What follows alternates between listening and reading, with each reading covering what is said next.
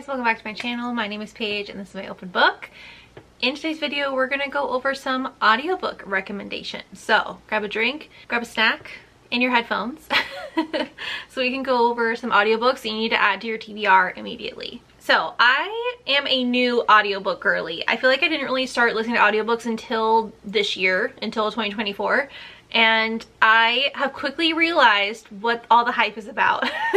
Not only is it great to kind of like get extra books in because you can have it playing while you're doing other things. It's just like the convenience factor is amazing. But also, I think if an audiobook is done right, then the purpose of it is not just to, you know, have it playing in the background while you're doing other things, but I think it also helps to kind of really bring the story to life, and it helps you be more immersed in the story in a way, and it just really, you know, makes the characters more real, honestly. And I feel like it just makes the story that much more impactful when it's done right. So even though I've been listening to a lot of audiobooks this year, I want to highlight the ones that I specifically love because of the narrations. These are not just books that I liked. These are audiobook narrations where I think the narration really stepped up my enjoyment. And if it weren't for the audio, I wouldn't have liked the book as much, because the narration and the audio production of it is really what set it apart from the rest. I am an Audible member, so some of these are ones that I listen to for free, because if you don't know, kind of similar to Kindle Unlimited, Audible has like their Premium Plus catalog, I think is what it's called. And it's basically books that they have on there that you can listen to for free if you have the membership. So again, great way to save money. Also recently got a library card so that I can access apps like Hoopla. I personally don't think my library is on Libby. I haven't checked it yet, but a lot of these are also available on like Hoopla or Libby. So if you're someone who doesn't want to buy the audiobooks, because they can get kind of pricey. They can get pricey, I will say. Just look at the ones that are free on Audible. I think it is worth it to get the membership if you're going to be listening to at least like 2 audiobooks a month. It pays for itself, really. And then Audible also does a lot of sales. There are a lot of these books that I've gotten have been like less than $10 because I just wait for Audible to have sales. And it's nice because they'll even email you like, oh, something on your wish list is on sale. So if you add things to your wish list, then you could just wait till it's on sale, and then that way you're saving money. So anyway, let's go. We're gonna go in order from my newest books to my oldest, because I want to talk about my new favorites first, because some of the older ones I have talked about before. So we're going to start with the most recent one that I finished, which is Watch Your Mouth by Candy Steiner.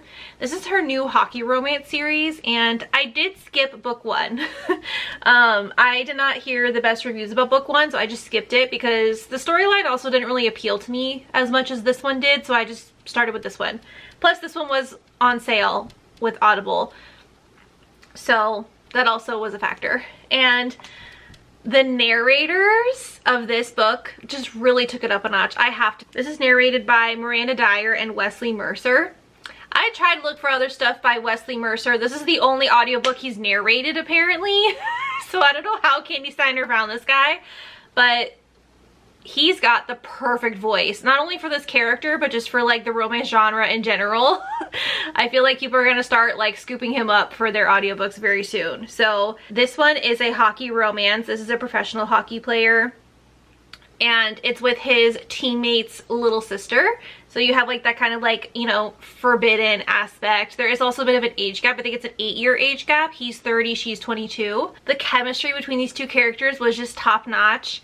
And I thought this was just gonna be like a silly hockey romance, you know what I mean? Like, I was not expecting to have the emotional impact that this had on me. I think, you know, again, I think because it was an audiobook, I really felt this like strong connection to the female main character. I just found a lot of myself in her, even though on the surface, or I feel like if I would have like read it, maybe it wouldn't have clicked for me. But for some reason, hearing these things being talked out loud to me, it just felt like she was talking to me. You know what I mean? So yeah, this was incredible, incredible. And I'm already starting the next book after this called Learn Your Lesson, and that one's looking to be pretty promising too. But anyway, the other recent favorites of mine are from Tessa Hale. I'm actually kicking myself because she actually reached out to me to do like an ARC review of the first book, Twilight of Embers, in her new Dragons of Ember Hollow series. This is a shifter romance, which is not usually my thing, okay?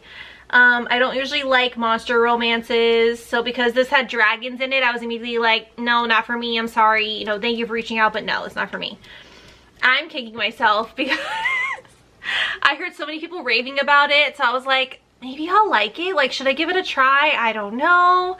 I was really on the fence still. But then, if you guys are new to my channel, a few months ago I got into the Black Dagger Brotherhood series by J.R. Ward, and my favorite book of that series so far is one where one of the characters is a shifter.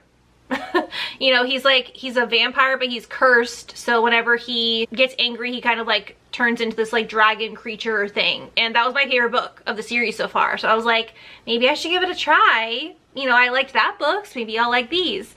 And I heard amazing things about them. Everyone that I've seen review these books gave book 1 and book 2 5 stars, and everyone kept saying the audiobook especially was like really great, so I was like, okay, fine. So this is a why choose. So there's actually 5 male main characters and 1 female main character, and there's a different narrator for each character. So this like really drives it home, because in a why choose, the author has to do it in a way where the male main characters are unique enough to where they stand apart and you can easily differentiate between them. Because if they don't take the time to be thorough in their characterization, it just falls flat, because otherwise all the guys like sound the same.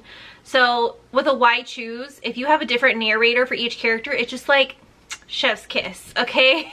Because you really have a different voice to go with each character, and it's very easy to differentiate between all 5 of them.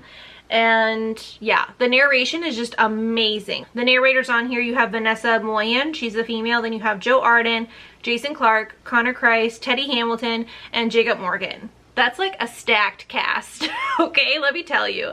And they do such a good job. And the storyline is also very interesting. So this is actually a trilogy. I believe the 3rd book is not out yet though. But thankfully the 2nd book, like technically she does have each book end in like a cliffhanger of sorts, you know, obviously, so you keep reading, because it does follow the same relationship, or the same, you can't call it a couple. There's 6 of them. What is that called? Sextuple? I don't know. But anyway, the female main character is new to this college, and she meets one of the male main characters, and they kind of like instantly hit it off, and he senses something about her. He realizes that she is a dormant dragon shifter. So she's from the same world as them. She's from the same, like, you know, line. Her parents died when she was very young, so she was never exposed to that world. She was in foster care her whole life, so she has no idea that's what she comes from. She has no idea dragon shifters are even a thing. She's like totally in the dark. And when the main characters meet her, they realize that she is their fated mate. And then the plot just kind of devolves from there. It was really cute. It's not like groundbreaking storytelling, I have to say. But again, this is one of those where the audiobook narration really sells it. And I think that's why I loved it so much, because of the audiobook narration, not just because of the story. You know what I mean? So I recommend checking out those. Then you guys will be proud of me. I'm making my way through the ACOTAR series. I only have A Court of Silver Flames left. So the audiobook that I really loved is A Court of Wings and Ruin. So I did the graphic audio. This is another one where like some of them were free on Audible and then the other ones were on sale. So I was like, you know what? I'm just gonna binge them. So with this series, it's interesting because you have a regular audiobook where it's just a female narrator that narrates the whole thing, and then you have these graphic audios. So it was my first time trying one of those where there's like background noise and like cinematic effects, and there's, you know, a different voice for each character. It was great. I personally really liked it, especially for this book, because this was a book that was intimidating to me, right? It's very long. It's a fantasy world. You know that stuff's gonna happen. There's like the world building aspect. I'm not naturally a fantasy reader. Like, I have been enjoying it lately, but it's not, I don't find myself like reaching for it if I have a romance book available. So the audio really helped me. I actually listened to it and read it at the same time. So I had the full like immersive experience of reading it and then also listening to it and having like the sound effects and the background music and the different voices. It really felt like I was watching a movie, honestly. I've heard mixed reviews about the graphic audios. I know not everybody loves them because some people think it like takes away from the story, but I personally felt like it sold the story even more. Like, this ended up being my favorite book of the series so far, and I really think it's because of the audio. I'm not going to tell you the plot because you have to read the first 2 books before. I'm not even going to try to explain it. It's amazing and you need to read it. I was one of those people that put it off for way too long, and I'm finally getting through it and I'm enjoying it. Okay, next we have Carrie and Cole. So almost all of her books are free on the Audible catalog. So I started with her Ashes and Embers series, which is a rockstar romance series. So the first book is Storm. This audiobook was a little lackluster because this only has a female narrator.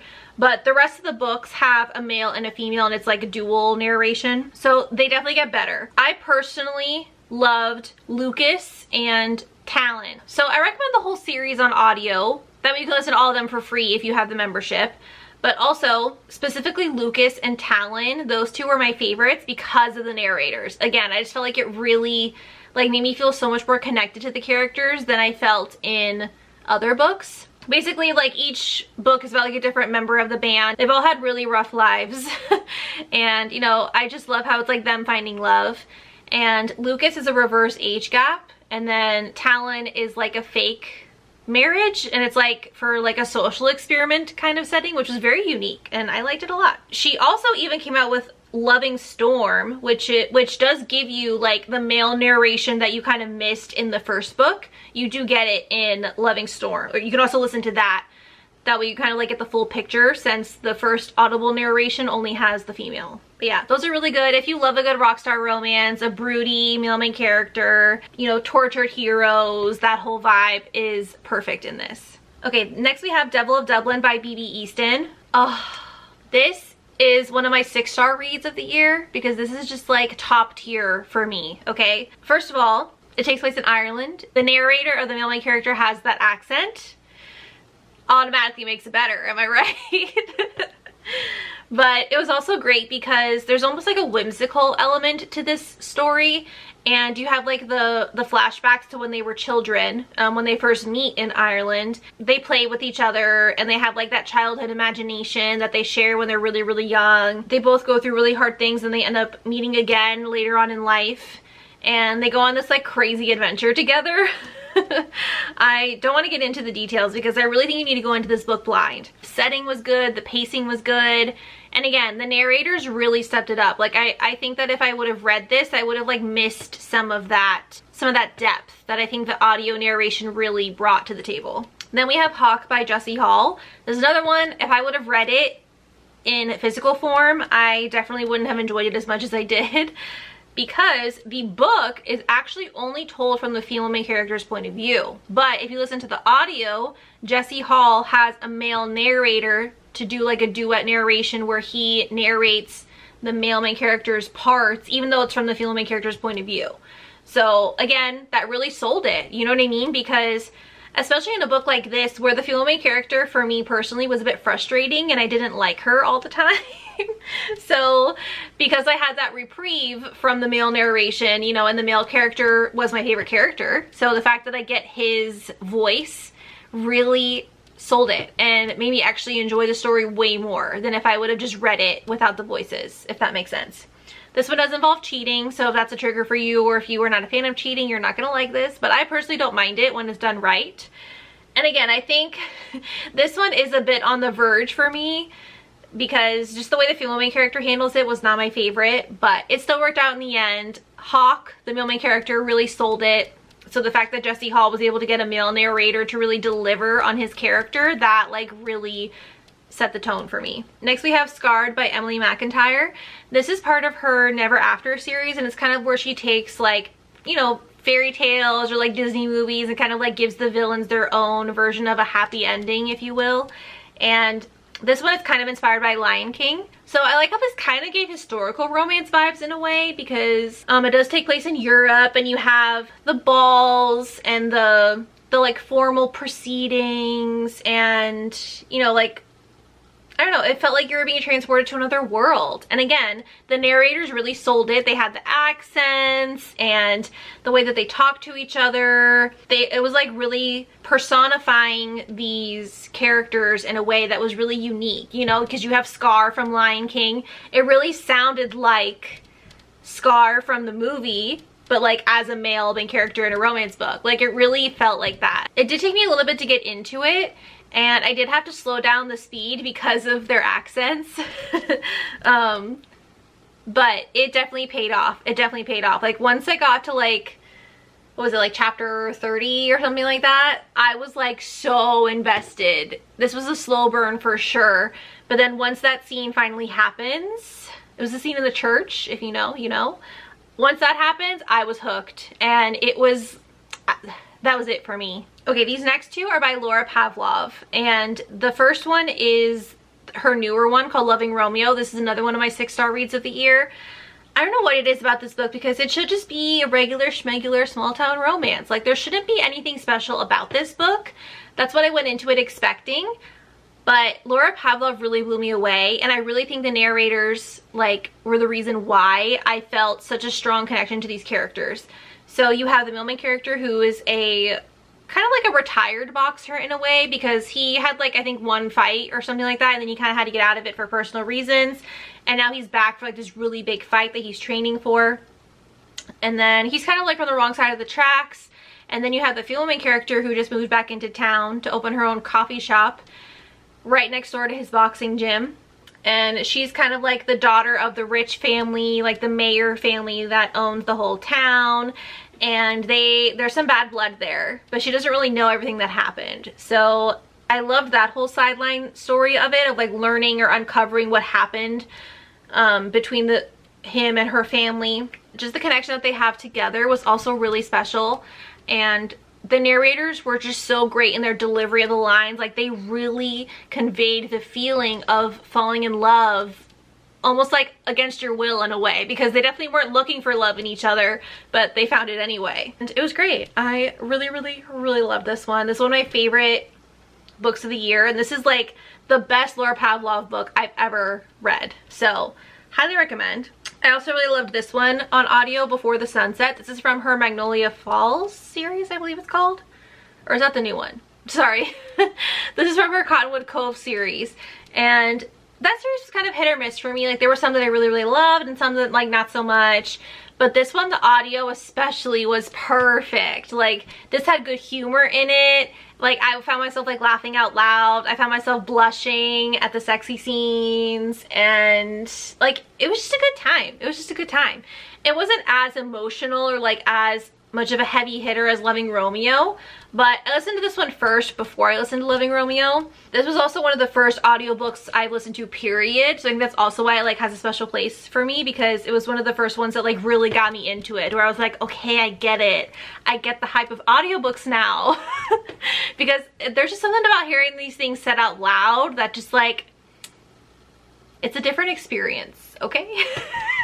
It really truly is, because I think especially when you've been reading as long as I have, like you kind of get bored of listening to your own voice read things. Like yes, in our heads we, you know, can like give people voices, but it's still our voice giving them a voice, you know what I mean, in our heads. But yeah, this just like really like, you know, mixes it up, and I liked it a lot. This one is like a childhood friends to lovers. They have to enter a fake relationship, and the real feelings come out, and it's just so sweet. And it gives like all the good small town found family vibes. There's good like text messaging conversations in this one too, between like him and his siblings. Yeah, it was great. It was a great time. And my last audiobook recommendation is one of my all-time favorite books of all time, Hold On to Hope by A.L. Jackson. This was already a 6-star read for me when I read it, and I reread this book like once a year. It's just one of my favorite books ever that I always come back to. It's a childhood friends to lovers, but a second chance. This is also like a second generation book, because their parents were in other books that A.L. Jackson wrote. So not only is it like nostalgic in that way, because like you saw them in the other books when they were kids, when they first met, and they were like cute, like best friends. They had the kind of like childhood friendship where they had like a fake marriage to each other when they were kids. Like, oh, let's get married. Or like, oh, you're gonna be my husband one day, right? I don't know. It's just sweet and wholesome, and I love it. But of course, A.L. Jackson doesn't stop there, because not only does it have that aspect going on, but the main character is also deaf. He was born with a heart defect. There's a lot of baggage there, which again, you get more in his mom's book, because, you know, she was a single mom at the time, kind of like going through all that stuff when he was a baby. And then takes it a step further. When he comes back in the present day in this book, he's a single dad. It's a heavy hitter for sure. Being able to experience this on audio for the first time, it felt like I was reading the book for the first time all over again. Like the way these narrators took the time to, you know, because when deaf people speak, they speak differently because they don't hear things. So the way they pronounce things is different. There's kind of like that scratchy tone to their voice in a way, and the narrator of the main character did that, you know, and it was just really special for me to be able to, you know, again, it was like I was living it for the first time again. And it was just really special. All right guys, that's gonna be it for today's video. I hope you got some great audiobook recommendations. If you have a favorite audiobook that you love, be sure to leave it in the comments down below so I can add it to my wish list as well. Give this video a like and be sure to hit that subscribe button so you don't miss any future videos, and I'll see you next time. Bye.